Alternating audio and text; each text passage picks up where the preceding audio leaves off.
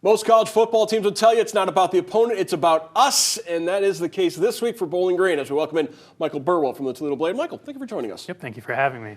I say it's not about the opponent because, well, Ball State has a new coach mid-season. As Mike New is out, they're going with the interim for the last couple of weeks of the season, so all of a sudden, Scott Leffler doesn't have a whole lot to prepare for off of the recent past because it's a brand new head coach. Yeah, absolutely. An interesting change at Ball State. They're obviously not having the year they're wanting at 3-7 record. Yeah, Mike New gone after a few days after a tough overtime loss to Buffalo. Had a long tenure at Ball State, 9 years and everything. They won the MAC title in 2020, but a lot of losing seasons in there as well. So new opponent or new coach, obviously, for BG, but the preparation obviously stays the same. It's Scott Leffler's, their focus is on, the big picture, the team, and obviously Ball State has some pretty good weapons. They've had a lot of close calls, and at the end of the day, he's expecting, Ball State to be ready and to come out energized. Yeah, Ball State's almost like the Nebraska of the MAC. So many close losses, so many almost for the Cardinals. Scott Leffler said, give them 20 other points. They maybe are undefeated in the league this year. Maybe not quite accurate, but the spirit is there that he's trying to let his team know this is a good Cardinal team despite what the record says. Right, for sure. Yeah, they've been so close in all of their MAC losses. Four losses in the league, I think by 15 total points. They've beaten Northern Illinois, which is a really good win. And in those 4 losses, they had the lead in the fourth quarter of 3 of those games. So kind of similar to BG in the fact that, there's been so many close games, and obviously, BG's had some really close losses this year too, but it's kind of hard to believe like Ball State's played this many close games and they've just come out on the losing end in a lot of them. So, but nevertheless, they're still a dangerous team. They played Miami really, really well. Played Western Michigan really well, obviously went over Northern Illinois. This is a team that can put up a lot of points, but also can give up a lot of points. Falcons coming off their own win over Western Michigan, but man, that seems like that was forever ago, 10 days off in between those 2 games. Yeah, it really does feel like an eternity ago, and that was such a good win. They're playing at such a high level right now, 4 straight wins.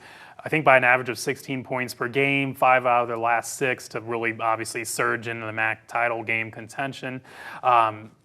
It's just a matter of continuing what they're doing. And, Leffler said something interesting. He still feels like they haven't played a complete game in their mind, where every single thing goes right.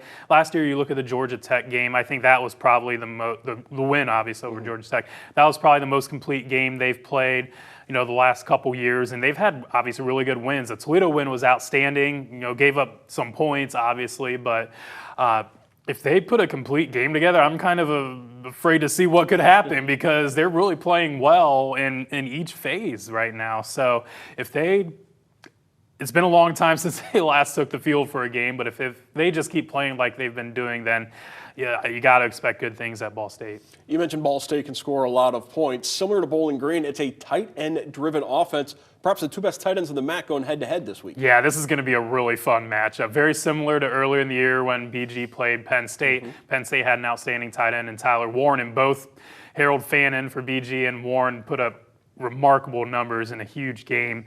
Very similar this week. Ball State junior Tanner Koziel, 6'7", 230 pounds. His numbers are amazing as well. I think it was upper 70s for receptions, 700 receiving yards. I think 7 touchdowns already. He's had a really, really productive career. Very similar to Fannin as well. That is going to be a matchup. I don't know if either team can slow down the other. Obviously BG has some great defenders, but there aren't many 6'7" guys who are playing in the secondary or at linebacker for BG. Obviously none, but not many that are even close to his height. So going to be a really intriguing matchup in that regard, watching the 2 tight ends. MAC regular season race remains wide open with 2 weeks to go in the regular season, but Bowling Green kind of in the driver's seat. They've got, obviously they're tied with Ohio, Miami, and BG. They're all tied for first place. They host Miami on the day after Thanksgiving, and with a somewhat easy trip to Ball State, can we say the Falcons are in the driver's seat? Yeah, without a doubt they are. Yeah, obviously only 1 loss if they can take care of business against Ball State.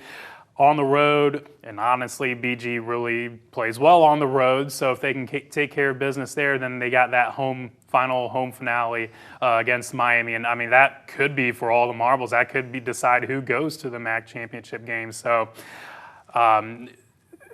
obviously, being prepared for that's going to be key, and kind of a little bit shorter rest. Playing Saturday this week and then Friday the following, so a little bit of an adjustment there. But yeah, they're without a doubt in the driver's seat to get to Detroit. 2015, the last time Bowling Green played in the MAC championship game. They're getting closer and closer to getting back to Detroit. I want to thank our guest Michael Burwell from the Toledo Blade. Thank you, Michael. Yep, thank you.